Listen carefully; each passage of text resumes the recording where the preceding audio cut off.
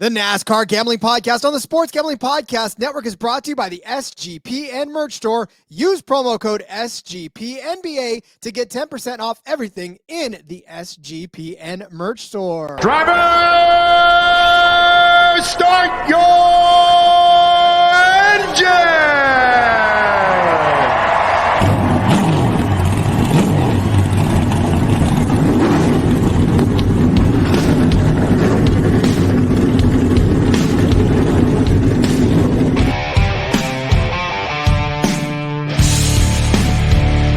Strap in and pull those belts up tight as the Sports Gambling Podcast Network presents the NASCAR Gambling Podcast.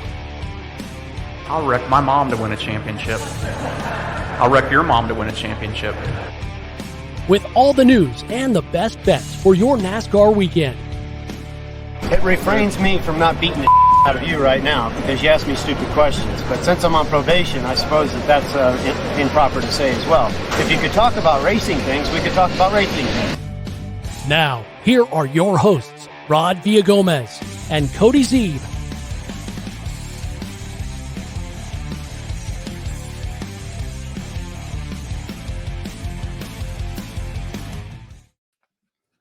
On the eve of one of the best races in the circuit, on the tracks, on whatever it is, of course, it's Dega, baby. It is the GEICO 500, and we are here to break down all of their betting picks, and we are excited to do so. Cody, he is the NASCAR Gambling Podcast on the Sports Gambling Podcast Network. He's Cody Zeeb. I'm Rod Villagomez. I was super excited. I just wanted to get that out of the way. Rod, I am so pumped up. I love super speedways for multiple reasons. They are unpredictable.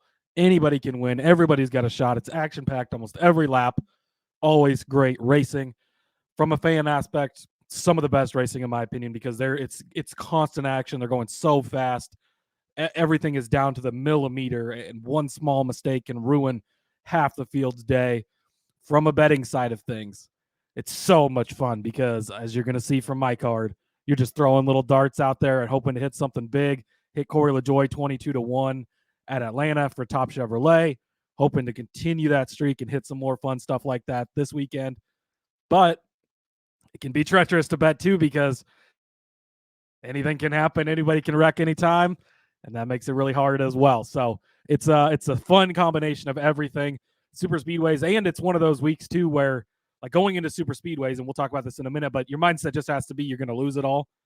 And so there's no pressure. It's not like, oh man, I had the guy that was so good. Like, there's not one guy that's so good on most super speedways. And even if he is, like, you have to expect him to get passed. You have to expect him to get wrecked. Like, it's just no pressure. You go out, you have fun, you throw some tickets out there, you hit something big. It's fun. If you don't, it's expected. That's super speedway racing. These are I get the most pumped up for super speedway races, Rob.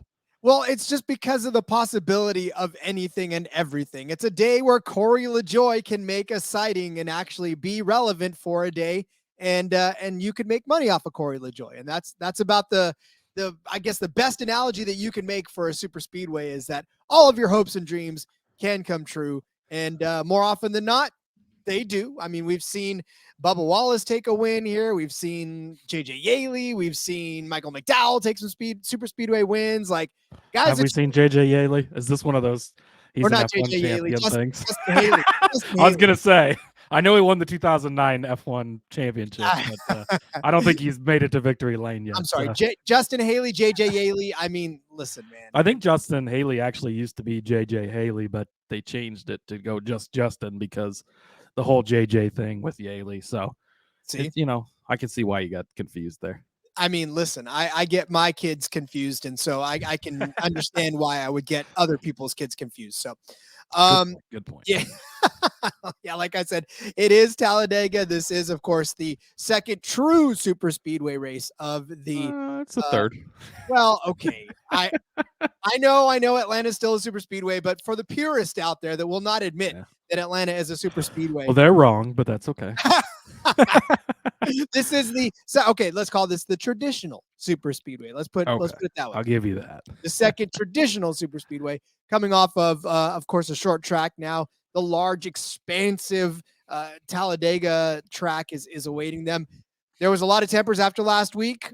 We've seen some crazy things and crazy news announced since the last 20 or 24 hours even. I know you got one story that you're sitting on right now, Cody. What happened to Cody? Yeah, so biggest story of the day is Colleague. So they had their final appeal today, and from my understanding, the way this works is in the appeal, you're innocent until proven guilty, right? So Colleague comes in, NASCAR has to say this is why we think they did this and convict them like a prosecutor would, and Colleague is on the defense there. When it comes to the final appeal, you've already been proven guilty. Now it's the opposite, right? Colleague has to go in and prove why they're not guilty, and then NASCAR says, "No, here's why we still think they are."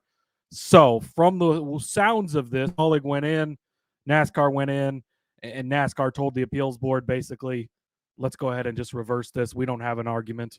And it got reversed. So Colleague, or I guess not completely reversed, but they still lose the $100,000 fine, the 4-race suspension.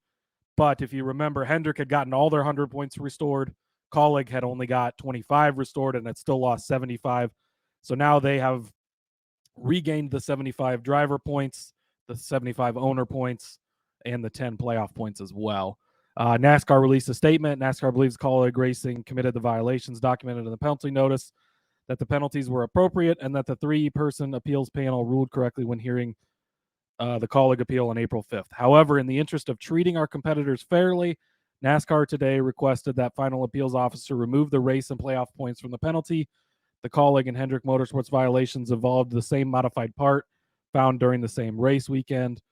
With fairness and consistency top of mind, NASCAR requested that the final appeals officer match the final Hendrick Motorsports penalty. So I think that is a good thing. I mean, obviously, everyone was outraged, right? NASCAR loves Hendrick so much, even though NASCAR has nothing to do with the appeals board and all of that stuff. But it has been, NASCAR went in and said, hey, we don't think it's fair. Let's make it fair. We still think they're guilty. And so everybody agreed to that. Colleague seems to be happy with that result. Again, a monetary fine sucks, but when you have a billionaire as your owner in Chris Rice, or Chris Rice, the GM, but Matt Colleague rather, he has a lot of money, so I don't think they're too concerned about that part of things. Getting the points restored is huge for the team, so yeah, that's obviously the biggest news in NASCAR today. That's like somebody reaching into my change drawer and grabbing about 50 cents. I'm pretty sure that's about how much that hurts to them. You might not even notice that it's gone. You're like, oh, wow. So, I mean, I reached in my wallet and I didn't see the $100,000. That's weird. Okay, well, I'll just go get another one from the ATM. That's fine. No big deal. Exactly. So, all right, we're going to talk a little bit more about everything that there is to talk about and set up the race, of course, for this weekend. But first, we must take a break so we can tell you about Underdog Fantasy, because we're brought to you by Underdog Fantasy. The NBA and NHL playoffs are here, and what better way to get down on some player prop parlays than over at Underdog Fantasy? Besides daily NHL, NBA, and MLB games, they've also already got NFL best ball drafts with a guaranteed $500,000 in prizes, so you can pay that $100,000 fine when it hits. Head over to UnderdogFantasy.com. Use promo code SGPN for a 100% deposit bonus up to $100. That's UnderdogFantasy.com. Promo code SGPN.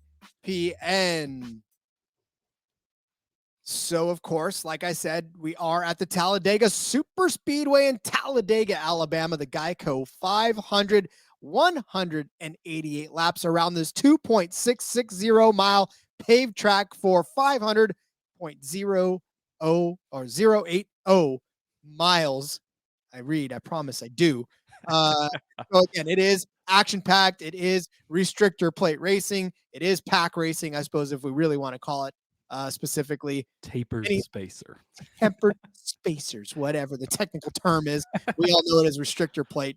But, again, last year on this very race, the GEICO 500, 6 cautions for 28 laps, believe it or not. The margin of victory, though, 0.105 seconds, 41 lead changes, 8,025 green flag laps. The pole speed was 180. The average speed of this race was 148. And Ross Chastain busted his first melon of the season on Talladega Superspeedway. His second melon, because he had already won a COTA. Oh, that's right. That's right. Don't forget a 40-1 hit at COTA last year, Rod. Come on. I'm lost. But yes, he busted a watermelon. It was his second watermelon, but still a great watermelon. Yes. There are only 38 entries for this race, so for the Cup race, that is. So everybody will qualify. Notable car changes or guys in certain numbers this week. Riley Herbst is in the 15 car for Rick Ware Racing. So strange, but so Zane Smith, this was one of his scheduled races for front row, right? In the 38 car, replacing Todd Gilliland. Well, then after that, the front row decided to add the 36 car, which they ran at Daytona, back into the mix and put Todd Gilliland in that car. So Zane Smith is going to be in the 38, which is Gilliland's normal ride, right? Other than the 5 races he's going to miss on that car. So Zane Smith will have all of Gilliland's crew chief and spotter and crew members, and then Gilliland goes over to the 36 to have in that car. Whatever, that is what it is. 2009 F1 champion JJ Yaley. By the way, too, if you think that we're just crazy for saying that, because I've noticed some people very confused because it's been obviously floating around in the NASCAR world, but during Fox practice last week, they put up a graphic, and it was obviously the leftover. I think Jensen Button was the actual champion from then, and leftover graphic from when he was in the car, and it said JJ Yaley 2009 F1 world champion. The Wikipedia page got changed to JJ Yaley. Rick Ware Racing was credited with the Constructors Championship, so that's been a fun thing going through the NASCAR world. And then Austin Hill is going to be in the Beard Motorsports 62 car. That is the final additional entry / driver change, I guess, for this race, just for reference points as we head into the weekend, because you can bet on anybody, you can bet on everybody. There is not necessarily a very bad to make in this race, Rod. No, there is not, in fact. And we talked about this earlier, and we'll probably talk about it again. But yeah, Riley Herbst in that 15. That's very interesting.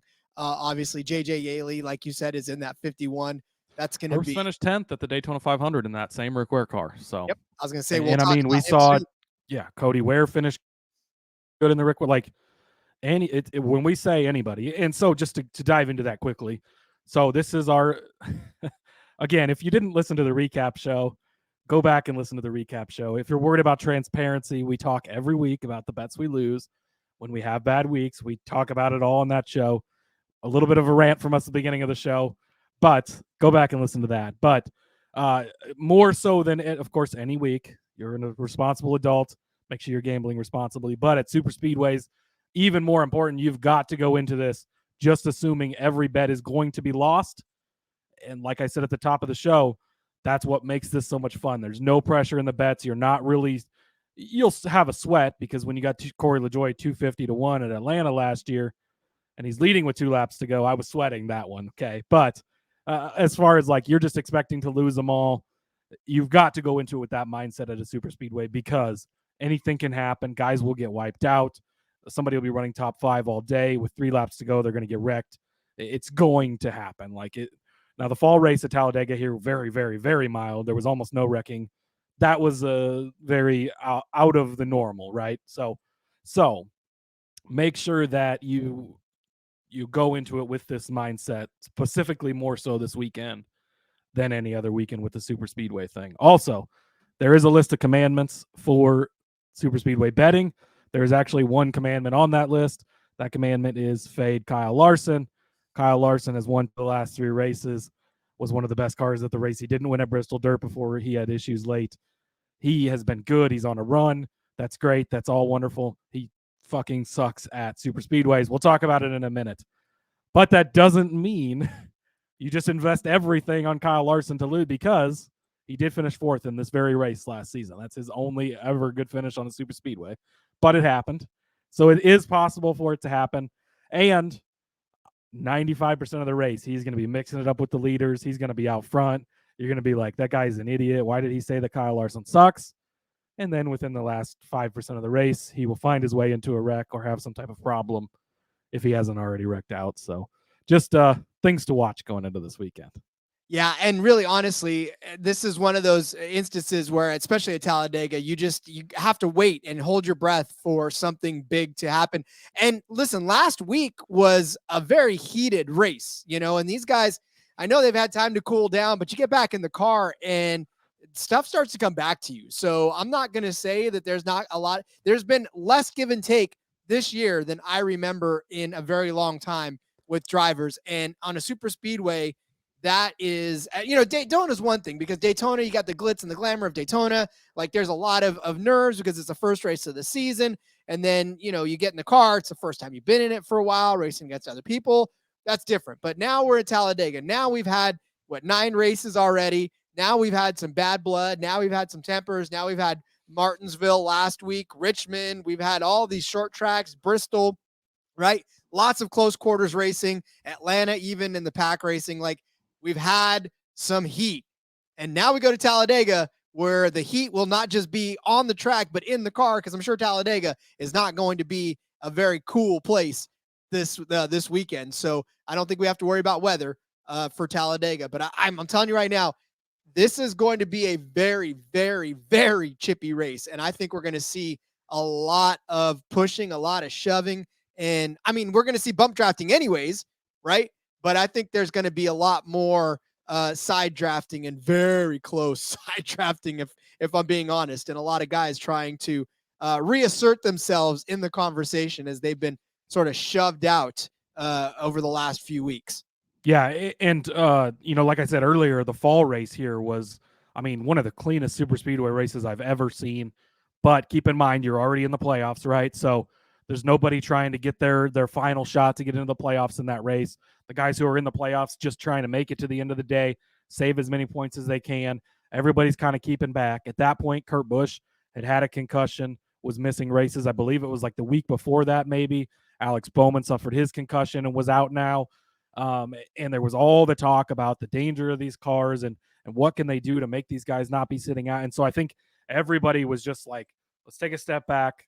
Let's just get through this race and get home. And I think that's what we saw. Now you fast forward, right? We've had 2 super speedway races already this season. Some people's seasons have started great. Some people's seasons have started absolutely horribly. There is going to be so many desperate guys in this race, and there's no top 30 rule anymore. So, and a guy like Corey LaJoie, I don't think will be over aggressive, but you look at guys that have had horrible starts to their season, right? A guy like Austin Cindric has had a pretty rough start for the most part. He knows he can get it done on super speedways. That's his one Cup Series win, right? He's going to be aggressive. Guys like Brad Keselowski are always aggressive on super speedways, right? Guys like Eric Jones, we've seen Legacy Motor Club have been just absolute trash this year. He's very, very good on super speedways. He's going to be probably overly aggressive. There's a lot of guys that have this race circled, a big red marker. They can win, and all NASCAR keeps tweeting out people are locked into the playoffs. I don't understand how they don't understand their own system. If you have 1 win, you're not locked into the playoffs yet. If you have 2 wins, you're locked into the playoffs. 1 win does not lock you into the playoffs until we don't have enough races with enough winners left. Again, that's another rant for somebody needs to teach the social media interns how that works, but another story for another day. Anyways, this is essentially winning almost punches your playoff ticket, right? You're in the playoffs for now, at least. So I think that there's going to be a lot of desperation. There's going to be guys making moves, and I don't expect a race like we had here in the fall. I think this is going to be a race full of chaos, which can be good and bad for your bets depending on how things go, right? I mean, this is what we're here for, right? This is what everybody's here for. Just the ebb and flow of pack racing, of restrictor plate racing, whatever you want to call it, of tempered spacing racing. And it's Talladega. I mean, they made a movie about it for a reason. Ricky Bobby raced this race and had it circled for a reason.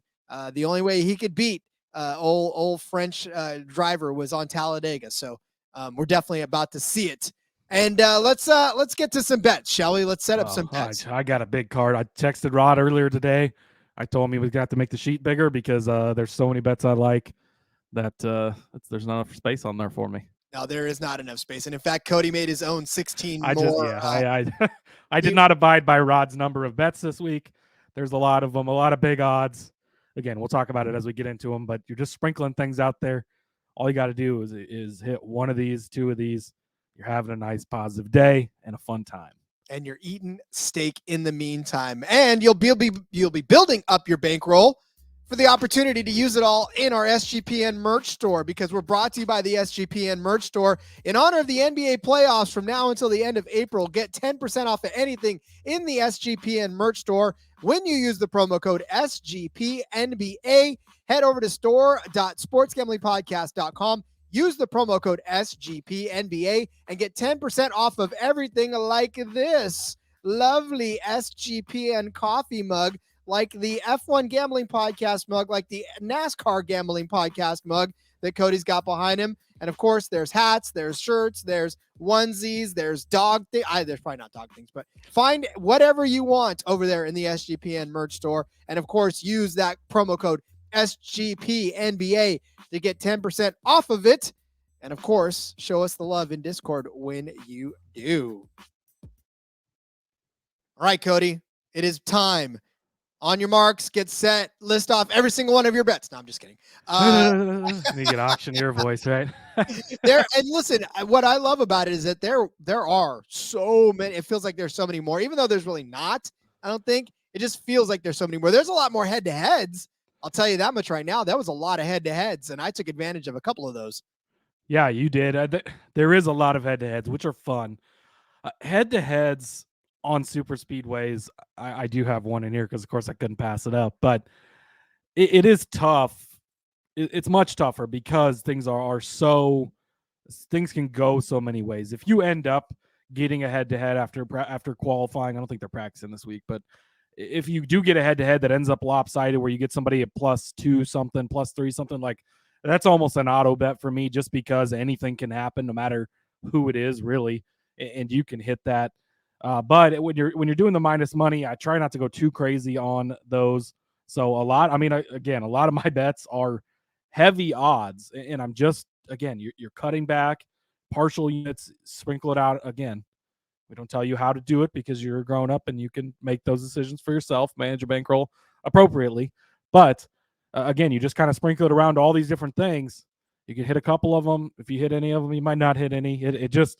That's going to be how it goes. But if you hit some, you'll be happy. You'll have a fun day. Sit back, enjoy some great racing. So let's start. No, this is not the Xfinity Series show, Rod, but like usual on the Xfinity Series show, Riley Herbst has to make my card first.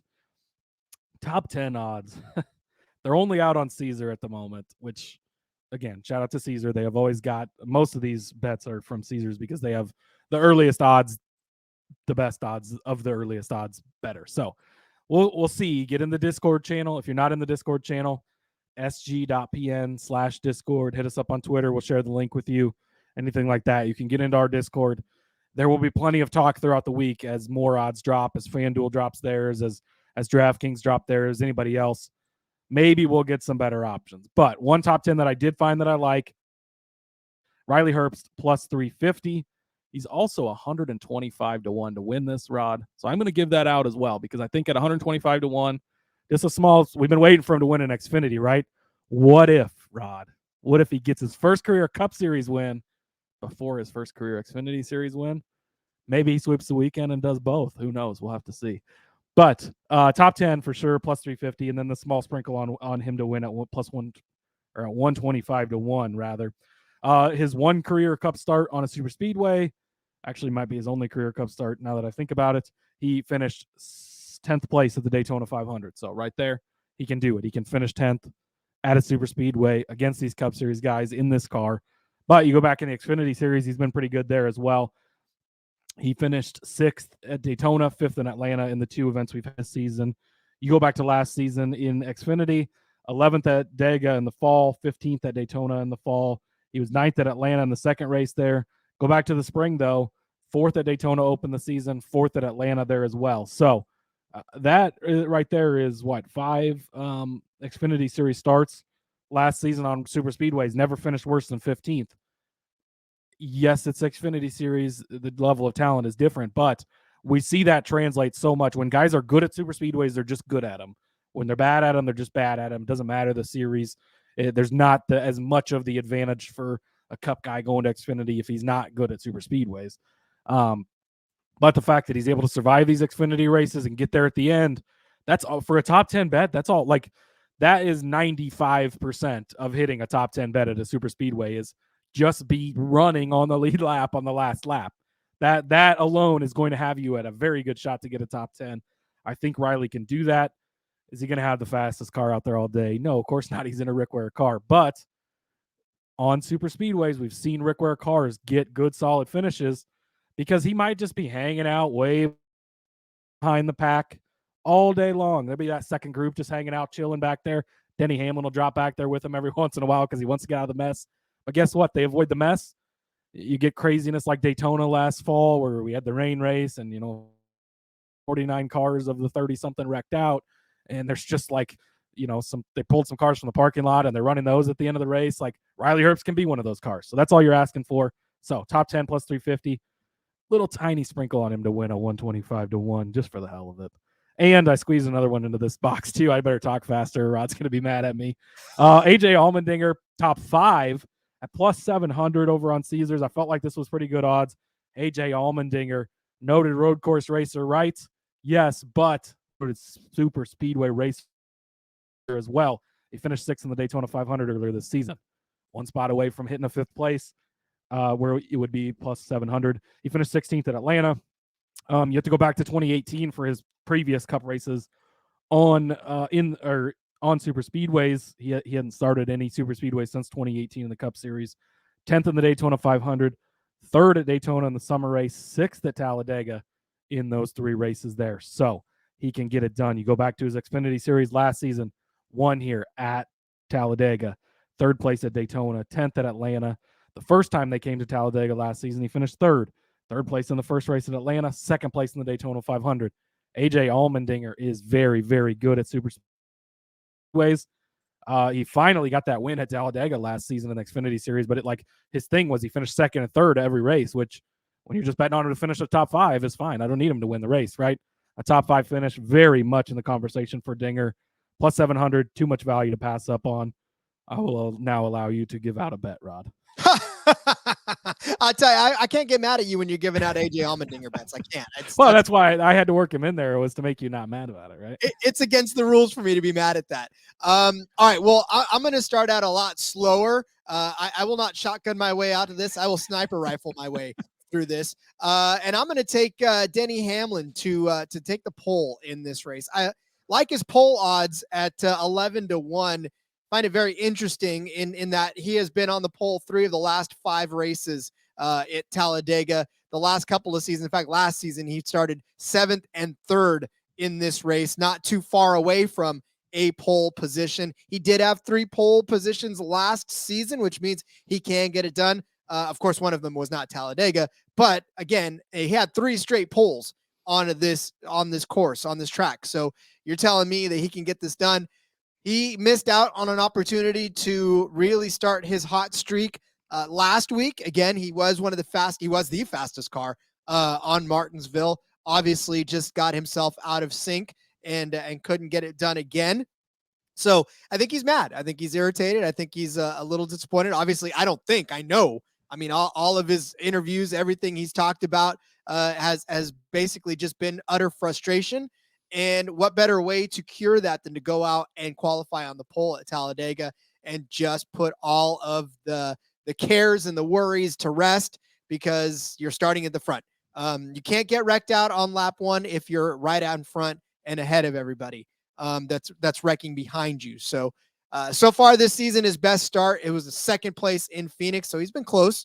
Hasn't necessarily been qualifying well all year, but again, that 2nd place in Phoenix is hopeful that he can run well at Talladega, a place he's been known to run very well at. And again, I basically think Denny Hamlin, if you're going to place a pole bet, I think is a better, because again, pole only really is just how well you do. It doesn't take into account everybody else, right? So if you're somebody that can run well on Talladega, then you've got a good shot at the pole because you're not contending with too many other people. You're just basically throwing down a fast lap. And if you can avoid any trouble in your qualifying heat, then you'll be fine. So give me Denny Hamlin on the pole at 11-1 as my first bet. Yeah, I like that one. Again, when it comes to pole qualifying, not anybody can win that, right? That's raw speed. The cars have to be fast, and we know that Denny can get it done. We know those JGR Toyotas are fast. So yeah, that's very good value on a poll bet there. Next up for me, I couldn't not put a fade Kyle Larson bet in here. So of course, Kyle Busch is the only head-to-head I've seen so far over on Caesars at -120 against Larson. I will take that. I don't super love head-to-heads necessarily always on super speedways, but I will throw a little bit on any head-to-head I can find against Kyle Larson. I still want the books to give me BJ McLeod at plus 1,000 to Kyle Larson, because I would take that all day, every day on a super speedway. Kyle Larson, just bad at super speedways. I'm not even going to read you Kyle Busch's stats, because he's doesn't have to be good, right? This is just a straight fade of Kyle Larson. But you go back to earlier this season, Atlanta 31st, a race where I think was Atlanta. He was in the top 5 until, or no, it was Daytona where he finished 18th. I mean, I think he was like 3rd and with like 5 laps to go a day. And everybody's like, well, Kyle Larson's so good at super speedways. And I'm like, it's coming, just wait. And there it goes. He doesn't like it's, I'm telling you, you're going to look at it. You're going to be like, this dude, like, why does he say Kyle Larson sucks at these? Because he's running so good. He always finds his way into trouble. Go back to last season. The fall race here, 18th, Daytona 37th. The second race at Atlanta, 13th. The first race at Talladega, again, his only career top 5 on a super speedway. The only time he's ever finished in the top 5, he did finish 4th here. So, again, we had somebody ask in the Discord, how much can you trust fading him? And on a super speedway, again, anything can happen. Even Kyle Larson can happen on a super speedway. So, you got to keep it in mind, right? I'll give the facts that don't back up my bet here for a second with that. And he finished 10th at the Daytona 500 last season. Or rather, that was I got confused, but that was in 2021. Let's see, he was you go back to 2021, that was his 10-win season, right? He's the best car, he's having all these great races and doing all this great stuff. 3rd, 7th at Talladega in the fall, 20th at Daytona, 10th at the Daytona 500 was all right. Atlanta Superspeedway was not, or Atlanta was not a super speedway then. 2020, he was suspended for almost all the super speedway races that year. He did finish 10th in the 500, so again, a decent finish. But go back to his last 6 races at Talladega. 4th last year, like I talked about. 18th place, his next best finish. 3 of those the last 6 races here at Talladega, he's finished 37th or worse, a 37th, a 39th, and a 40th place finish. Kyle Larson, again, it's not an exact science. He will finish decent sometimes, but he's almost never going to finish really good for you, and that opens up so many possibilities. So yes, the commandment remains: fade Kyle Larson on super speedways. I want you to give out your next bet, Rod, before I give out my second part of this bet, because I want to back up your case, basically. I love it. Once again, I mean, we don't look at each other's bets until we go into the sheets afterwards, and then we see. I did. I had this one in a different box, but I slid it over here so I could be next year's. Perfect. Well, I'm going to go and cheer for the 43 car for once, and that's Eric Jones. I'm going to take him as a top 10.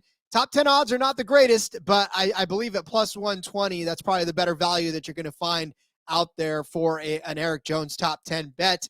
Why? Because in 5 of the last 6 races at Talladega, he has had a top 10 finish. Go back to last season where he finished 6th place in both the fall and the spring races. In the fall of 21, he had a 9th place finish. In the spring of 21, look, he had a 27th place finish, but he was running 12th at the last restart, right, in that overtime restart. And then he kind of surged his way into the top 5, top 6.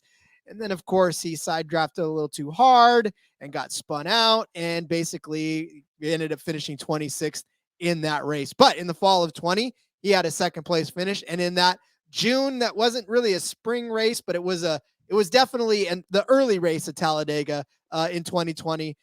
He finished in 5th. So I'm telling you right now, for whatever reason, Eric Jones is a top 10 car at Talladega just works. Now, the reason that this is going to be a bet which a lot of people may end up balking at is because so far this season, all of the legacy motorsports cars have basically gone off the map since the switch from Petty GMS. And the average finish for Eric Jones this season is 22.6. But there's a bright spot in which he did finish 8th place in Atlanta. So you got to feel good about that. Other super speedways, Daytona, not necessarily been his track. His average finish there, 22.80, but he does have a win, 2 top 5s and 3 top 10s in that. And plus here at Talladega, he's at a driver rating of at least 90 in 3 of the last Talladega races. I don't know what it is about the Talladega track, but Erik Jones can turn it on, and he's probably going to be a very popular bet for a top 10 for what Cody's about to give out next. And maybe even some people will take him to win. I'm not going to go that far, but at the very least, Erik Jones can stay around the front in this track. And if he can do that, then I'm very confident in a top 10 finish for Erik Jones. Yeah, he's 30-1 to win, which is worth looking at. He arguably should have probably won this spring race last season. I believe he was the one leading with like 2 to go. Chastain ended up getting around him. He made a run. Chastain kind of blocked him. That's where he ended up dropping back a little bit there at the end. But he's a very, very good super speedway racer. You just laid all the case out, so I'm not going to go any farther into it than that, other than he can get really good finishes here.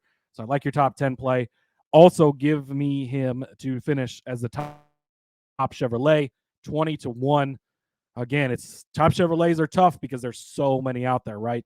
But he's proven he can outlast guys, and he's proven he can get these good, solid results. 8th place at Atlanta, like you just talked about.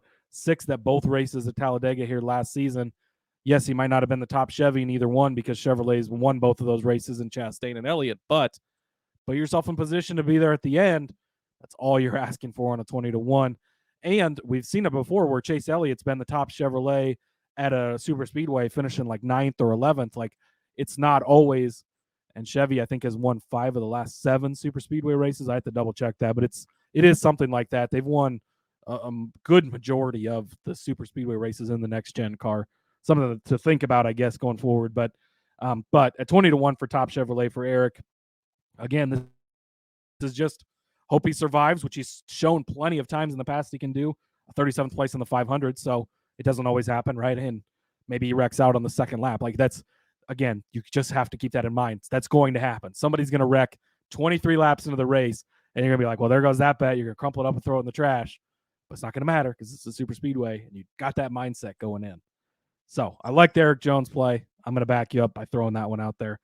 Next up for me, the groups, they really cut back on the groups this time. So the books are starting to get a little bit, I think they're paying attention on these super speedways. Things are changing. The winner odds are not as good as they used to be on a lot of these guys. The top 10 odds, at least from what we've seen from Caesar so far, overall, I would rate them very shitty. The groups, they've cut back. They've only got, some DraftKings, nobody's over like plus 250 to win any of their groups. Things are rough. But I did find a group I liked over on Caesars. This is Group C, and it's Austin Hill at plus 700. You got Brad Keselowski in here, which is going to be a hedge off of him because I love Brad this weekend. I've already been telling you since last week I was going to bet him to win. I will bet him to win, spoiler alert, in a few minutes. But if he doesn't, if he wrecks, if something happens, that's a hedge out of this, right? Kyle Larson, that's the free square in the group, right, Rod? Mm-hmm. He's going to finish shitty. He's going to get caught up in a wreck anyways. Kyle Busch, expect him to have a good day, but we saw what happened at Daytona, right? Should have won, should have cashed our fucking ticket to win at Daytona. Gets wrecked in overtime. Shit happens. That's how it goes. Austin Cindric, again, he's very good at super speedways, but anything can happen. Chase Briscoe, again, he's good at super speedways as well, but this is just the fact that you're giving me somebody in this group at plus 700. Austin Hill, Xfinity Series odds are out, Rod. So I went to take a look at him, right? And so in the Cup Series, you scroll to the top of the list, plus 1,000, right? And that's your general Cup Series odds. Is the winners plus 1,000, everybody going down. You scroll over to the Xfinity Series odds, Rod. John Hunter Nemechek is second on the list, plus 1,000, right there at normal. Austin Hill plus 380 to win on a super. That shows you how fucking good Austin Hill is at super speedways. He did not make the Daytona 500 in the beard car when he attempted. He was basically locked in and got involved in that wreck in the dual race. That's what cost him. So not looking at that. And he will be in this race because not enough entries to kick anybody out. You go back to Xfinity Series. They've had 2 super speedway races so far this season, Rod. Guess who's won both of them? Austin Hill, Daytona, and Atlanta. You go back to last season, 14th at Talladega in the fall, 14th at Daytona in the fall. But you go back to the earlier in the season, The second race at Atlanta, he was second. He was 27th at Talladega. He got caught up in it there, but second in the first Atlanta race, won at Daytona. Very, very good. In the Truck Series, got a win there as well in 2019 in Daytona. And I think that his Xfinity Series odds alone show you how good he is. We know these beard cars are good. Brendan Gaughan, that's again, they have one full-time employee. The only races they ever start in are super speedways, and they bring a hot rod every time. Gragson had some success in those cars last year. And then before that, Brendan Gaughan always was a guy that you had to take those top 5s, top 10 bets on because he could get it done. We know Austin Hill is good. It will translate to the Cup Series. You're giving me him at plus 700. Again, there is, he's got to beat 2, 4, 5 other guys. But honestly, he could finish 32nd and still beat all these guys depending on if things fall right. You don't even need him to have that great of a finish. So just out-survive these other guys at plus 700. I like those odds, and that's the bet for me with Austin Hill, and that's Group C over on Caesars. So yeah, if Larson, Busch, Cindric, and Briscoe all get caught up in and Brad Keselowski all get caught up in wreck in lap 2, all Austin Hill needs to do is run one more lap than them, and he's cashing your bet for you. Or just wreck farther ahead on the track than they do. That's problem solved, right? I love it. All right. Well, my next bet is a combination of 2 drivers who probably will make you feel icky for placing this bet. But hell, if we're going to bet on Austin Hill to beat out a guy like Busch and Cindric, then let's just cheer on Ricky Stenhouse Jr. and Ryan Blaney together. I've got both of them to finish inside the top 10 at plus 155. Their top 10 odds by themselves are not good. Put them together at plus 155. I like this. I like the value that it brings.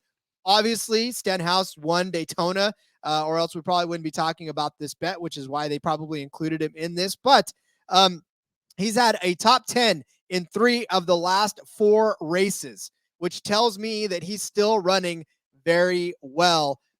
So you definitely want to bet on him here. You talk about Atlanta. He actually finished 7th he finished 17th in Atlanta. So not a top 10. But again, this was part of his ups and his downs of this season. I'm sorry I contradict myself. But I'm just telling you right now, it's not been easy for Stenhouse in the past on Talladega. His best finish in the last 5 races here has been 16th. He's got an average of 15.4 though in his career, which is just outside of the top 10. Feel like he's running a little better this season for whatever reason. So if you're telling me that I can expect maybe a 5 spot better from him this week, then I'll take it. So, again, Ricky Stenhouse, it's a flashy pick only because he's done this in 3 of the last 4 races this season. He seems to be on a top 10 spree. He did not get there in Richmond. Unfortunately, he was caught up in a wreck, but he did start 8th, which means he had a pretty fast car. So who knows where he would have finished if he was able to finish this race. As for Blaney, we've given up on him for the most part, but hey, this is a super speedway. And Blaney's got 4 top 10s so far this season. He's got an 8th place at Daytona, a 7th place in Atlanta. You want to know his average finish here at Talladega? It is 10.5. Look, Ryan Blaney's got to get this thing turned around at some point. This could be very much the race that gets him done. Like we said, his average finish here is 10.5. So bump him up a half a percentage, take the hook, whatever. I don't care. I think this is a good opportunity for Ryan Blaney to get himself back into the right on a track where he does very, very well and has a lot of success. So if you give me both inside the top 10 at plus 155, I'm even happier. I love how we balance each other out. I'm just like throwing these random darts, all these long odds, and Rod just comes in with like, these are the guys that should do good. They're a little bit lower odds, but these are your like more sure bets. I love it. Good balance. I have no arguments there. Obviously, Stenhouse just won the 500 not very long ago, and he's got multiple wins on super speedways. We know he can get it done. Ryan Blaney, boy, Rod, is he ever going to get it done? I don't know. He doesn't even have to do much more than get us a top 10, man. That's all we're asking. I know. He's still co-favorite to win this race, and yeah, he is. I don't know. I don't get it. But on to my next long shot bets. I am going to double up on the top Ford section of the board and give me Michael McDowell at 20-1 and give me Zane Smith at 35-1 to be top Ford. This one's slightly easier to hit than top Chevy, although there is still a lot of Fords. There is, again, we've talked before, there's only 6 Toyotas, but the odds aren't that great. I mean, Gibbs is the worst one on the board. He's plus 800. You could take that because all he has to do is beat the other 5. So it's like a group bet, basically, and you're getting him there. So I don't hate that. But as far as the Fords go, it is a much smaller field than Chevy. You got Joey, you got Ryan, you got Brad. Those guys all great super speedway racers. Kevin Harvick, he's good everywhere. Cindric, good. Almirola, good. Briscoe, good. Buescher, good. Priest. And then McDowell, you got Harrison Burton. He's been decent on super speedways. Todd Gilliland, he's been all right. And Zane Smith, that's all your Fords. So it is fairly loaded. But I feel like with McDowell being the 4th to last guy on the board for Ford, that makes no sense to me, right? We've obviously seen him get it done before. Won the Daytona 500 a couple of seasons ago. You go back earlier this season, 28th in Daytona, 21st in Atlanta. So it hasn't been super great. But you go back to 2022, 7th in the 500, 8th at Talladega, 15th at Atlanta, 3rd at Talladega in the fall race. I mean, give me a 3rd place here the last time we were here. I guess, last time we were here in 2022. So, I mean, that's fairly decent finish, right? We know he can get it done. Obviously, he won the Daytona 500 in 2021 and another 3rd place finish in this race in the spring in 2021 as well. So McDowell can get it done on super speedways, doesn't have to win. Again, if things go right, if it's chaotic, you get a train of Chevys or Toyotas up the front, doesn't even have to finish top 5. He just has to beat the other Fords 20-1. I like that. And Zane Smith just kind of throwing a dart out there. He's the longest odds, but he's in the 38 front row car. Those are not bad cars. Guess who his teammate is? Michael McDowell, who's good at these, right? Zane Smith, also pretty good. His first start on a super speedway in the Cup Series was a Daytona 500. He finished 13th there in a front row car. That was the 36. Now he's moving over to what should be a better car in the 38, right? So he can get it done. He won the truck race at Daytona as well. Go back to last season, won a truck race at Daytona, a 5th place at Atlanta. So he can get it done on the super speedways as well. At 35-1, probably not going to be running up front all day long, right? But again, survive. This race is about surviving. Be there at the end. He can make the right moves at the end to just slide him up into the top Ford. So I think you play both of these guys. Hope one of them hits top Ford. And these are both on Caesars as well. That was McDowell 20-1 and Zane at 35-1. The big one does not discriminate. It will take you no matter who you are and where you're running if it happens. And it could happen from the second car back. It could happen from the first car if somebody gets into him too much. It just doesn't matter where, doesn't matter when. It's going to happen. And when it happens, batten down the hatches because then you're in for chaos. So, yep. And that's another good thing about big bets. You're looking and you're like, oh, there goes a Ford. There goes a Ford. There goes a Chevy. Okay. It's just clicking off guys that they have to beat, right? Some of these, Joey Logano gets caught in there. You don't have anything on Joey Logano. Like, he's really good at super speedways, right? He could easily win this race. Okay, we don't have to worry about beating him now. We already beat him. It just gives you another thing to watch as you're going through it, right? Well, I'm giving other people other things to watch in this as well because I went down the card. I want you to be paying attention to the entire ticker all day long. So I'm giving you, this one may end up being closer to the front of the ticker, but at the very least, it'll have you watching the ticker. And this is Ty Gibbs over Justin Haley, not JJ Haley, Justin Haley. This head-to-head is at -120. I know, Cody said something about the fact that it's very difficult to take head-to-heads on super speedways, but I really feel like this one has legs. Obviously, Gibbs is the more juiced of the two at -120, but let's start with what Haley's done on this track. He's got a average of 20th position in his finishes in his 6 starts on this track. He's got three top 15s in general. His best finish was an 11th place in the fall of 2020. Now, Haley has won a super speedway race. He did win the 2019 fall Daytona race. But outside of that, he's at a 13th place finish, a 6th place finish. And then in the 21 car, 23rd, 28, 32. So again, not necessarily the best in that 31 car. That had to be the luckiest win probably in the history of NASCAR. That wasn't, I mean, just to flash back for you real quick. They're racing, right? A caution flag comes out. Kurt Busch is leading. There's storms coming, but it's going to be a little bit probably. Kurt Busch pits. They come back out on the track. Justin Haley assumes the lead because they just stayed out. A fucking downpour ensues. Justin Haley announced the winner. So it's, he won. He got credit for it, but that was one of the luckiest races of all time for sure. Oh, for sure. I mean, again, it's not how you win, I guess. It's if you win, but still. Hey, that was, if you had that ticket that day, yeah, props to you because that was probably better a lucky, ridiculously long one. Better lucky than good. But so far this season, Haley 2 top 10s. He did finish 32nd in Daytona and 22nd in Atlanta, which is a large reason of why I'm definitely not on the Justin Haley train this weekend. And of course, his average finish so far is 21.3. Turn it around to Ty Gibbs, man. This guy's been a top 10 machine lately. He's finished 4 straight top 10s between Atlanta and Bristol, 9th, and 10th before falling to 18th at Martinsville. He's averaging a finish of 16.2 this year. Look back at his Xfinity starts here at Talladega. In the fall of 2022, he had a top 10. And so, look, the thing is that Ty Gibbs has been able to get this done. We know, of course, that he is a talented racer. The fact that he's had 3 straight 9th place finishes in a top 10 in a span of 4 races shows you exactly what kind of racer he is. So I'm very much on the Ty Gibbs train for this race. And I definitely think that he'll outperform Justin Haley, who just really hasn't been able to show a lot of momentum. Whereas, again, Ty Gibbs has just been getting stronger as the season's progressed. Justin Haley was so good on super speedways in the Xfinity Series. I feel like I've bet on him every super speedway we've been to since he's been in the Cup Series. He's never done anything for me.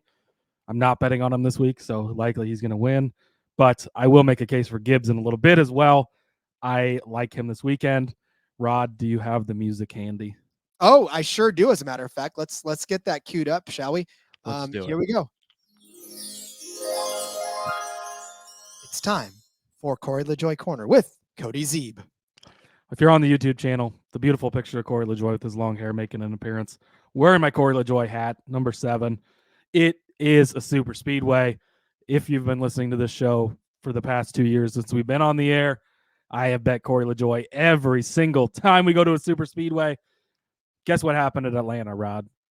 What happened in Atlanta, Cody? First of all, last season I had him 250 to 1 to win that race. Beforehand, it was cool to bet on Corey LaJoy at super speedways. He was leading with 2 laps to go.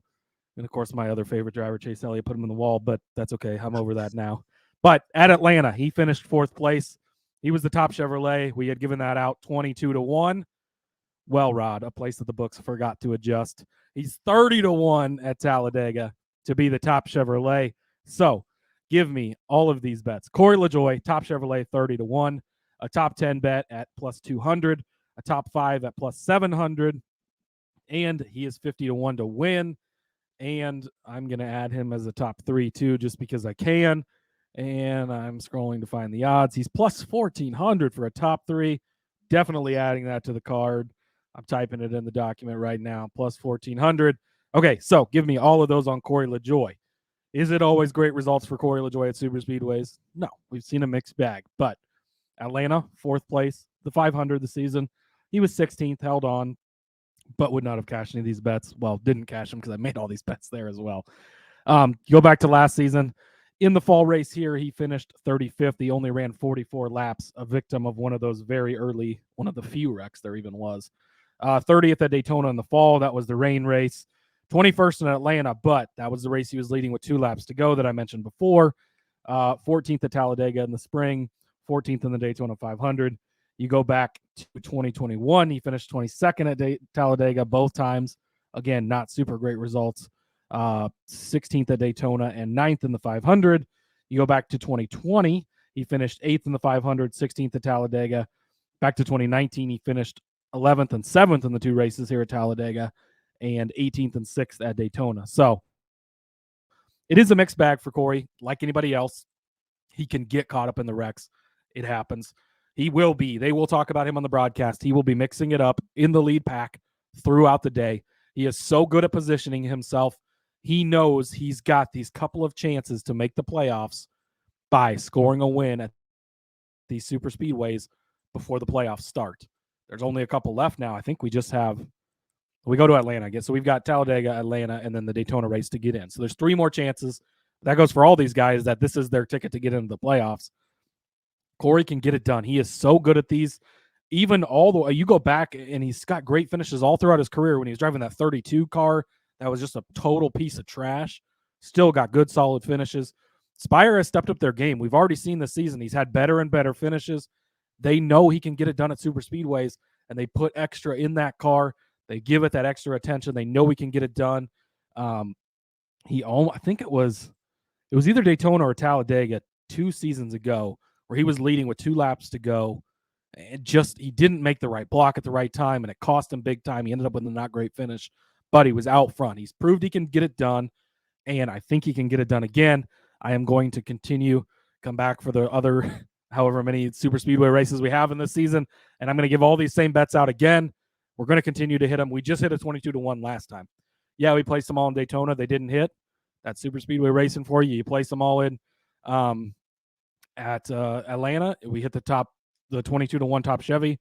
I think we gave out top 5 that day too. I can't remember the odds. Maybe a similar 7-1 or something like that. But you will hit these bets sometimes with Corey, and I am not going to go into a super speedway race and not bet on Corey LaJoie. So thank you for joining today's episode of the Corey LaJoie Fan Club. Back to your regularly scheduled programming. So what I find to be more hilarious about that is just the fact that, listen, first of all, if you're Corey LaJoie's publicist, if you know Corey LaJoie's publicist, we're extending the invitation for him to come on this show. We would love nothing more than to have Corey. I'm not sure I'd be able to talk. I'd be starstruck, Rob. That's okay. I'd coax you along. You'd be fine. I'd be gushing over here the whole time. Be like, oh my God, Corey, I love you. 22-1. Let's go. But no, I'm just saying, like that's the Corey LaJoie corner for you. And all it takes is for one of those big ones to hit, and you're covering whatever else you did. And if he wins the race, Rod, you're going to hit a 50-1. You're going to hit a 30-1. You're going to hit a 14-1, and you're going to hit a 7-1. You'll be eating. I don't know what's better than. Well, nothing's better than steak, right? Of course, what is I'm that? from Nebraska, but Wagyu. You'll be eating it. You'll be eating Wagyu beef. Yeah, that's what you'll be eating. Nice New York strips, whatever you want. Yeah, California, we know what Wagyu is all about. We have real beef here in Nebraska, but yeah, that's true. You do, but yeah, whatever. All right, so we have our Omaha Indoor Football League team is the Omaha Beef, Rod. So what league are they? What league do they play in? It's not the indoor. It's not the IF. They're indoor football. I don't know what. Must be NIL. I'll have to look. It's one of those. I don't know, but it is the Omaha Beef. So that's the extent of what I know. And they have a former Husker at quarterback. That's the 2 things I know about the beef. I'm gonna have to look up that and go dive down that rabbit hole as well. All right. Well, we brought up Riley Herbst earlier. You did talk about his only career Cup start was a 10th place finish at Daytona. Well, they've got him pegged against Noah Gragson, 2 Xfinity Series rivals back in the day, and not that far away either. And they've got Herbst at plus 110 over Gragson. I know that Gragson is now the Cup Series regular, but I don't know what it is. And again, I contradicted myself because I said Eric Jones was going to have a top 10 day, but he's Legacy Motorsports, and Rod, so is Noah Gragson. How can he not have a good day? Well, it's 2 different drivers. Shut up. And Noah Gragson is definitely not the experienced driver, the experienced Cup driver that Eric Jones is. And he's fallen on some pretty hard times. Gragson has 3 finishes of 30th or worse lately. It's just in the last 3 races, it's been so bad for Noah Gragson. He finished 24th in Atlanta. He did manage a 12th place finish in Atlanta. 24th at Daytona. He had a 12th place finish in Atlanta. I'm getting so worked up about Noah Gragson that, it's just he had 24th at Daytona, 12th in Atlanta. So a little improvement in his finish. But still, when Riley Herbst can jump on the scene and finish 10th in one of the most difficult races on the entire schedule, I think he's more composed. He's less pressure on him to get things done. He is in that 15 car that we talked about, which it's not a bad car. It's not a great car, but it's a pretty good super speedway car. And I think he can get it done. But for Noah Gragson, just to continue on, This season, he's got an average start of 24.3 rather. His average finish is 2 positions behind at 26.3. Just not good at all. His 2 Talladega starts, he finished 20th in the 62 car in the spring. And then he finished 15th in the 48 car when he was taking over for Alex Bowman. So again, it's just Noah Gragson has just had a very difficult time riding the momentum of his impressive Xfinity Series career into the Cup Series now, and he's just having a hard time. And I don't know if the team changes had anything to do with it. I don't know that just the fact that he's just in a much higher weight class now has to do with it. But I'm fading Gragson, unfortunately. And for Herbst, again, there's no pressure. You just come in, you run Talladega, right? You're in the 15 car just for the hell of it. You've had some pretty good experience in the Xfinity Series before. Talladega's average finish is 20th, but he had an 11th place finish and a 7th place finish last season. He's got a 4th place finish to his credit as well on this track in the Xfinity Series. So, I mean, Riley Herbst has shown some speed in the Xfinity Series. He'll just enjoy it and run some laps in the Cup Series this week. Hopefully stay out of trouble. At the end of the day, hopefully finish higher than Noah Gragson for our plus 110. No argument from me here. You know how much I love Riley. I love Noah as well, but been a bit of a rough start for him so far. So before we move on, Rod, I don't think that this show can continue without mentioning and picking a side. There is I didn't tell Rod about this prior to this either, so I'm springing this on him live. I love it. There is a matchup on Caesars featuring 2009 F1 champion J.J. Yaley versus one of my next favorite drivers for sure, B.J. McLeod. J.J. Yaley minus 140, B.J. McLeod plus 110. What say you, Rod? I almost added this to the card, and when I saw that neither of us had it, I had to be like, they're giving us a BJ McLeod in any head-to-head, which I just love. I don't know why, but I love it so much. So I thank you, Caesars. I appreciate it. Everybody go bet this one way or the other, so they continue to give it to us. But it could not go without being mentioned. Yeah, I want to land on the BJ McLeod side, but I looked at his finishes, and they're all 30s. It's the numbers in the 30s, and I was just not really all that well this season for sure. Well. But and then I looked at JJ Yaley's, and they were just a little bit better. I don't know, but give me McLeod's numbers on super speedways, and maybe you'll change my mind. All right, I just have Daytona and Talladega pulled up. But he finished 7th in Daytona last season, Rod. There was a little bit of rain involved, but that happens. He had a 9th place finish at Daytona in 2001, or 2021 rather. That's about it. They're all bad other than that. But, exactly. But I mean, 30th, a 33rd, a 26th, 27th, 25th, 23rd, 19th. I mean, and for BJ, these are good finishes. Like, he's running a lot of the laps. I mean, so if you go through all of his career Daytona and Talladega starts, he's never run 105 in one of his very first starts in 2020 in Daytona was his least amount of laps run. So he's at least running a lot of the laps. He's also got last season at Talladega, he led 2 laps. Last season at Talladega, or last season at both. 2 laps at Daytona, 2 laps at Talladega. 4 career laps led on super speedways, Rob. Well, then that is why I'm throwing all my money on BJ McLeod this week. No other show is going to give you BJ McLeod at anything. And that's what the NASCAR Gambling Podcast is all about, letting you cheer all the way down into 34th position and having now on him. For the JJ Yaley side of things, I mean, he's racing.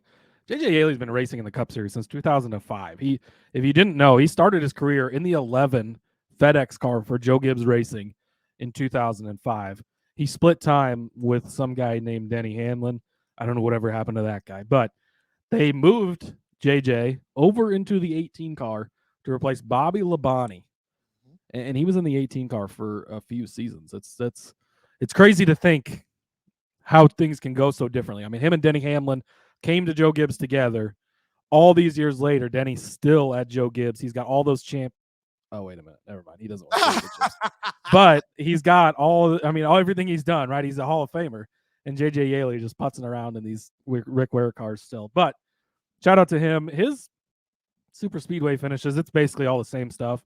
He had a 12th place finish in Daytona in 2019, a 14th in Dega in 2015, a 13th in 2013 at Daytona. So they both suck at these races, but it's a fun bet. Give me BJ McLeod plus money. Are you kidding me? That's a hammer. That's your lock of the week. BJ McLeod over JJ Yaley. Holy cow. The trolls are going to come out in bunches for that Yeah, one. he thought they didn't like stuff last week. I know, right? Why do you give out all the same bets? Well, we're not. Now we're giving you BJ McLeod. We finally got something on BJ. BJ McLeod, by the way, 1,000-1 to win this race. I would not make that bet, but just throwing it out there. Responsibly. Bet. Don't. If you want to throw $1 or whatever, it's $1,000 if you win. Yeah. that's But pretty, you're pretty much just flushing $1 down the drain. Yeah, you pretty much are. Until he does win, and then it's like, yeah, hey, the one person we'll come back and clip this whole entire segment on. Hey, we spent 10 minutes on BJ McLeod on our show. Hell yeah, we did. I'm gonna clip this out and send it around. All right, let's get to our winners, but let's first take a quick break to thank you for watching. Yes, I'm pointing at you because that is the rude thing to do, especially on YouTube. You can see Cody's Corey LaJoy hat, a little tongue-tied there, and of course, Corey's. What's that? If Corey wins, by the way, my name next week will be Corey. I will Corey have Zeeb. It legally changed. Well, maybe not Corey legally, Zeeb. On the show, it will be changed for sure. I love it. So yes, thank you for watching on YouTube. Thank you for helping our numbers grow and for leaving comments and for encouraging us to continue to do what it is we love to do and bring you everything that we bring you on a week-to-week basis. So subscribe, click the bell, do what you got to do to keep the show growing. Keep leaving those comments. We love to read them. We love to answer them. And of course, if you're an OG podcast listener, don't be afraid to leave us a review. Give us 5 stars or, at least if you want to. If you don't, then go ahead and just put the phone back in your pocket. It'll be fine. But we appreciate all the encouragement. We appreciate you. And we'll just continue to do what we do. And we do what we do. Hey, everybody. If you play fantasy football, especially in auction leagues, or you're a whiskey fan. Yes, exactly. Check out the Sports Gambling Podcast Fantasy Football Channel show, Old Fashioned Football. Coming to you every Tuesday morning. Give us a listen. We'll bring you the latest fantasy football data, including The injury report, studs and duds, waiver wire targets, and suggested fab. market movers. After all, we are the Marks. He is my hubby. And she's J Mark's wifey. And we're bringing all this to you while drinking an old fashioned and giving you our honest review of a different whiskey every week. All that and more. Hop on over, give us a listen, come for the football, stay for the whiskey. This ad's almost done. Going once, going twice. Sold. At the end of the day, somebody will be in victory lane for this race. And before I cue this up anymore, I know that Cody basically has the field, so I'll let him read off to you who he's got and why he's got them. This is Cody's favorite part of the card because he just gets to pick everybody to win and tell you why. It's, hey, if you do this correctly, right? We've already placed outrights on Riley Herbst. We've already placed outrights on Corey LaJoy. They're long shots, just a little bit, but enough to make it worth it, right? Then you just split up the rest of your card. You don't, last week in Xfinity Series, we went big on John Hunter Nemechek, throw multiple units down, like smash him to win, and he does. But you don't do that at super speedways. You break it up. Everybody's at, like I told you, the favorites are even 10-1. So everybody's at pretty decent odds. You can spread things around. You pick a favorite or two, hit somebody in the middle. You hit a couple long shots. You sit back and you let it happen. I mean, we've seen it, right? Chase Elliott wins last season at Talladega, a favorite. But Ross Chastain also won at Talladega, not a favorite by any means. Austin Cindric's won the Daytona 500. That was 75-1. McDowell's won the Daytona 500. That was ridiculous. Denny Hamlin also won it 2 or 3 years in a row at short odds. I mean, anybody can win this. You got to spread it out. Find whoever, I've got 6, 6. It'll end up being 6 guys after I give you these 4 that I'm going. I might add another 1 or 2 as the week goes on. You balance it out appropriately, and you're going to win as long as if you hit one of these guys, it's going to be profitable for you. So hold on, Cody. What Cody said was go ahead and pick a few of these guys, pick your favorites, put a little bit on them. What you heard was go bet on everybody and put all your money on it. So stop. What he said was just pick a few of these and go after them. You're not supposed to bet every single thing that he gives you. Jesus Christ. I just felt like I had to clarify that. Cody, proceed. Okay. Anyways, I'm going to take Chase Elliott 12-1 over on Caesars. Chase Elliott is a very good super speedway racer. Again, like anybody, does it always turn out great? No, he's 38th in the Daytona 500, but you come back here, and he didn't race at Atlanta. Obviously, he had his broken foot at the time, or broken leg at the time, tibia, whatever happened. So he was not in that race. But 30th at Daytona, again, it happens. Gets caught up early. That's how it'll go. The previous super speedway race he was on in the fall here at Talladega, wins the race. Let's see, he was 29th at Daytona in the spring. Again, that was the rain race. He won the Atlanta race, 7th at Talladega in the spring, 6th at Atlanta in the spring, and 10th in the Daytona 500. So some very good results in there, along with a couple of bad finishes. But go back to 2021. He had 24th and 18th here, so not that impressive, but 8th and 2nd at Daytona. Go back to 2020. He had a 5th place finish here at Talladega, a 2nd place at Daytona. Go back to 2019. He's won on this track before. We know he can get it done. He's been very good on super speedways lately. He's back. We didn't bet on him last week, right? Short odds, first week back. This is where the story ramps up. NASCAR would love it if he wins, right? I mean, it's tough to measure the every race lately has been down on TV viewership. This race was up like 11%. But last week's Martinsville race was on a Saturday, and it was rain delayed, so we'll see how much the Chase Elliott actually factors into that. I don't totally buy into that, but it'll be interesting. But if Chase Elliott wins, it is good for the sport. I think he can get it done here. He proved he was comfortable in the car last week, right? I mean, he didn't have a great day, but worked his way through the field as they went on. Ends up with a nice, solid 10th place finish. Seems to be fine after the race. Everything, he's sitting down by his car, but everything seemed good. Much less taxing on his leg this week. He's not going to be touching the brake hardly at all. So everything's going to be fine as far as that goes. Love some Chase Elliott this week, 12-1. I think he's an appropriate favorite to pick. Next up for me, Brad Keselowski. Been talking about him since last week. I told you going to bet on him. I was hoping for a little bit better odds, but the books know how good he is on tracks. 15-1 over on FanDuel. That's the best odds I've been able to find. He opened at 16-1 a few places, but it's dropped quickly. I think other people are hammering this as well, as you should. Definitely get on it. Brad Keselowski, let me read off the list of people who have won more times at Talladega than Brad Keselowski. Dale Earnhardt Sr. has 10 wins at this track. That is the end of the list. Brad Keselowski has 6 wins on this track. He is tied with Dale Earnhardt Jr. and Jeff Gordon. That is about the elite of elite company, especially when it comes to super speedway racing.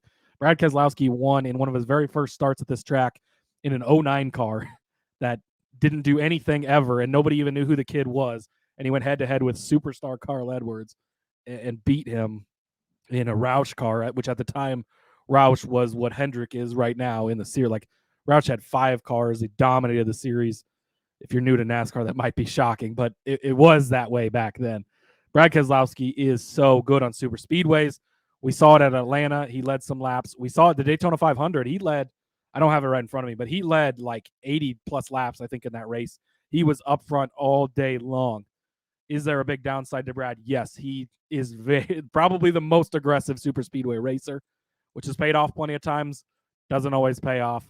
It's wreckers or checkers for him. That's why the to-win bet, I think, is the best way to go about Brad. So 15-1, I love him. Austin Dillon, 30-1. Hit this same bet on Austin Dillon last summer or fall, I guess, at the Daytona race.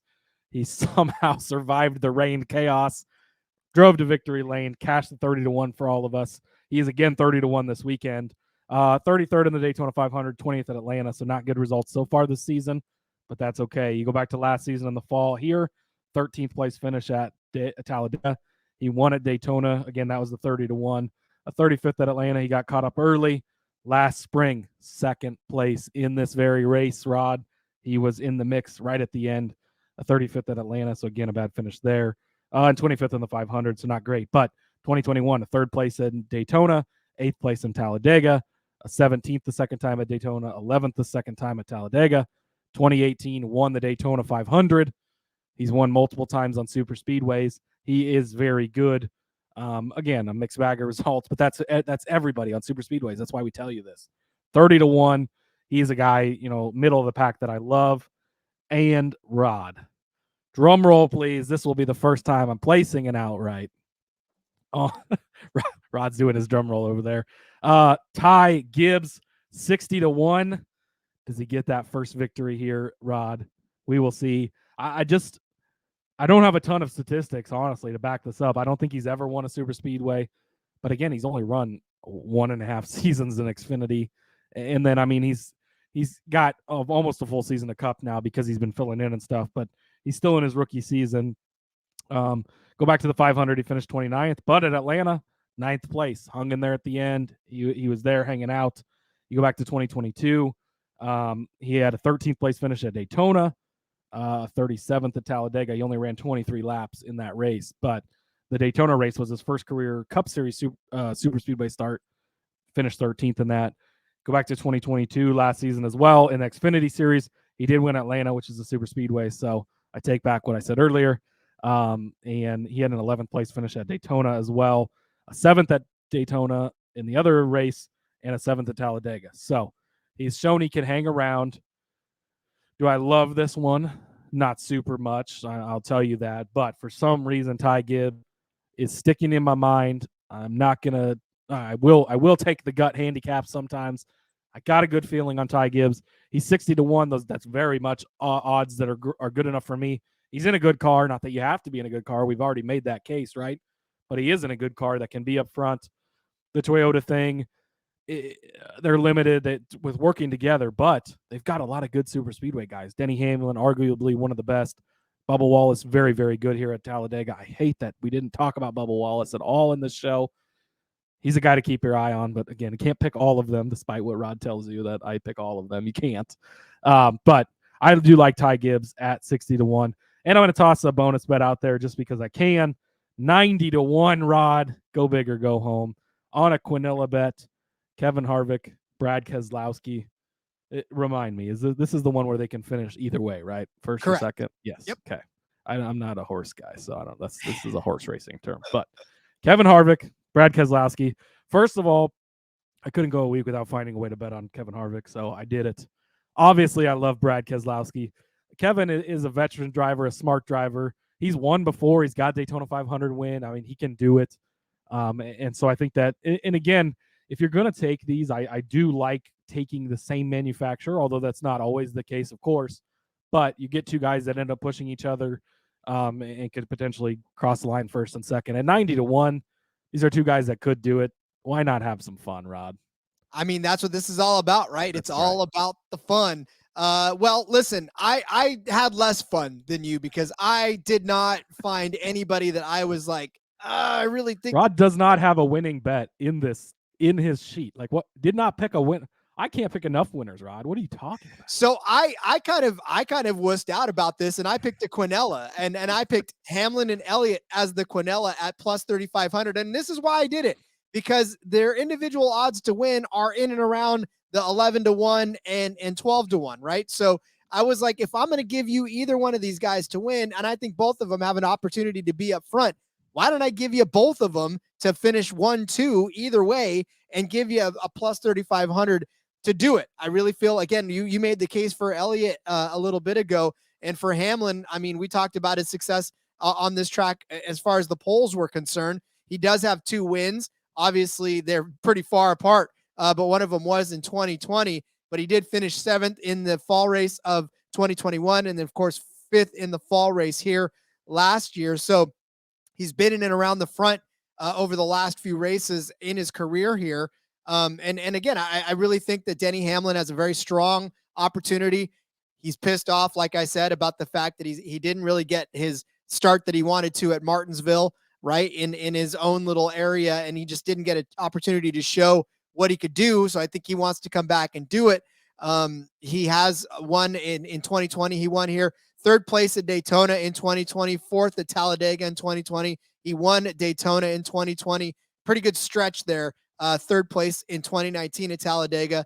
It's been hard times for Denny Hamlin. This is where I give you the opposition, so that way you can make your decision on whether or not you would like to follow me or not. Why are you contradicting yourself, Rod? It's called research. It's called presenting both sides of the story so you can make an informed decision. Daytona this spring, 17th. Talladega, he did finish 5th in the fall, like I said, but 25th at Daytona in that spring, 18th at Talladega in 2022, 37th at the 2022 Daytona 500. So lots of just grief up and down for Denny Hamlin. But again, if there's any driver that can get it done, he was very fast last week. He had one of the faster cars last week. So I like him to try to bounce back this way. And then, of course, Elliott, this is his second week back. He got the jitters out. He tested his leg on a very difficult track. Now he gets to sort of ease on down the road and a very expansive track and just kind of cruise and draft and stay out of trouble and very much get to the front. Hopefully. So I like this. And I picked two different manufacturers in this because, again, we know that there's pushing, we know that there's stuff going on, but I mean, it's all everybody for themselves when it comes to the end. And these manufacturers can break off and try to block a run. And then that leaves the other teammates sort of in the dust. So I like that. But Cody, we talked about it. Fine. You want an outright winner? I do. I'm going to give you a 60-1 outright winner. That's not going to be popular at all. And that's Ryan Preece. He snuck up on us last week. 60-1 for Ryan Preece. If we think that Stewart Haas is a good enough team to make Kevin Harvick be up there in the front, he proved that he can hang. It was just a pit strategy that sort of left him out to dry. I'm curious as to what would have happened had he been able to stay out in front with the leaders. I don't know that he would have been able to necessarily win, but he made it very interesting for a very long time. And, if he can qualify well, if he can stick around, or even if he decides to duck back in the back, maybe he makes good enough moves. Maybe he finds the right line. Maybe if we're going to say maybe to these guys, then Ryan Preece showed me last week that we slept on him, maybe for good reason, but maybe it's time we wake up a little bit and give him a little bit of credit for running a good race last week. It just, like I said, hampered by strategy, hampered by pit mistakes. So I think Ryan Preece, out of all of these guys in the 60-1 range, that's about as far as I feel comfortable going, other than Corey LaJoie for you. But I definitely don't feel like Gragson at 80-1 is good. Zane Smith at 80-1, Harrison Burton at 100-1, Riley at 101, Ty at 200-1, JJ at 200, and BJ at 200. Like, I'll take Ryan Preece. That's about as low as I feel comfortable going. Preece does have a third place finish here, April of 2019 in a JTG car. So it's not as crazy as it maybe sounds, but, and really actually, so he's got 6 starts here in the Cup Series at Talladega.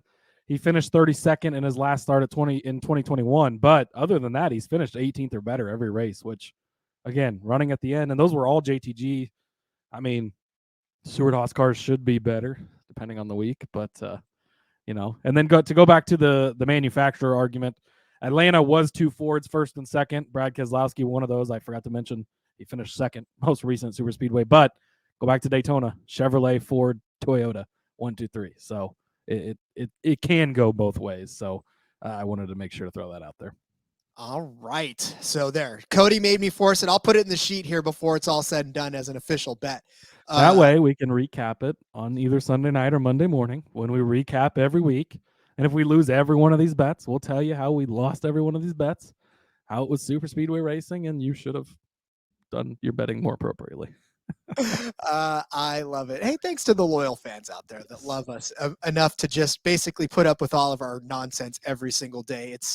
It's refreshing in a world full of hate that there's enough love out there. As much as we do focus on the negative sometimes, we get so many positive messages in the Discord, people commenting on the YouTubes. We have our own Matthew fan club, multiple Matthews commenting on YouTube videos. So appreciate it. Shout out to you guys. We appreciate it. We see you. Yes, we see you. Discord Twitter messages. We love all of you guys. The numbers don't lie. It's obviously there's always going to be the few, right? And I guess you're doing something right if somebody hates what you're doing. But shout out to all of you. It's man, again, don't forget, you've lost every one of these bets. Just go sit, enjoy the race. If you get money in your account after the fact, it's a great day. Yeah, and don't go heavier than you're supposed to go. Just, Yes. literally set yourself your limit and stick at it. So, Yes, exactly. all right, get out your entire binder. I'm gonna go take a coffee break. I was about to say, just grab what you use for your college ruled notebook and grab that whole thing and get several things of lead out because you're going to need them to write down all of the bets. This is where we go over everything we've told you to do and to try out here. Everything we've told you to take into consideration while you place your own bets. There you go. Much better wording. Thank you, Cody. See, look at the student has become the teacher. I love it. All right, Cody started you out with the suggestions of Riley Herbst as a top 10 car at plus 350. He also said Riley's 125 to 1 to win. So keep an eyeball on that if you really love danger. Gave you AJ Allmendinger as a top 5 car at plus 700. I said that Hamlin was going to sit on the pole to start this race at 11 to 1. Cody gave you Kyle Larson over #Fade Larson at minus 120. I said Eric Jones was going to finish inside the top 10 at plus 120. Cody said that Austin Hill at plus 700 was going to win Group C, which includes Brad Keselowski, Kyle Larson, Kyle Busch, Austin Cindric, and Chase Briscoe. I said Ryan Blaney and Ricky Stenhouse Jr. will be top 10 cars by the end of the day as well, joining Eric Jones, I suppose, at plus 155. Cody gave you McDowell as a top Ford at 20 to 1 and also doubled down with Zane Smith as the top Ford at 35 to 1. I said that Ty Gibbs, the rookie, was going to beat Justin Haley, not JJ Yaley, at minus 120. Cody said, if it's a LaJoy, make it. He gave you LaJoy as a top Chevy at 30 to 1, top 10 at plus 200, top 5 at plus 700, top 3 at 14 to 1, and of course to win at 50 to 1. I said the same Riley Herbst we talked about earlier was going to finish better than Noah Gragson at plus 110. And Cody said to sprinkle something on any one of these, if not multiple. Elliott at 12 to 1, Keselowski at 15 to 1, Austin Dillon at 30 to 1, Ty Gibbs at 60 to 1, and then tossed in a Quinella of Harvick and Brad Keselowski at 90 to 1. I said Hamlin and Elliott in a Quinella at 35 to 1. And then I tacked on Ryan Preece at 60 to 1 to win this race. Whew. I don't know that I've done that much talking on this entire episode than I did just now. Yeah, I think I did most of the talking, but that's okay. I get so excited for super speedways. I can't help myself. I can't contain it. It's place these bets, completely forget about them, have a beer, sit down, enjoy the race. Going to be fun. A lot of action, probably some big wrecks. It's going to be exciting. Man, I can't wait for Sunday. Yeah, and I'll tell you what, right now, the 60 to 1 on FanDuel for Preece is much better than the 45 to 1 that's on Caesars right now. So see, This is why. Shop around. Exactly. All right. Well, this was a super-sized episode for a super speedway race.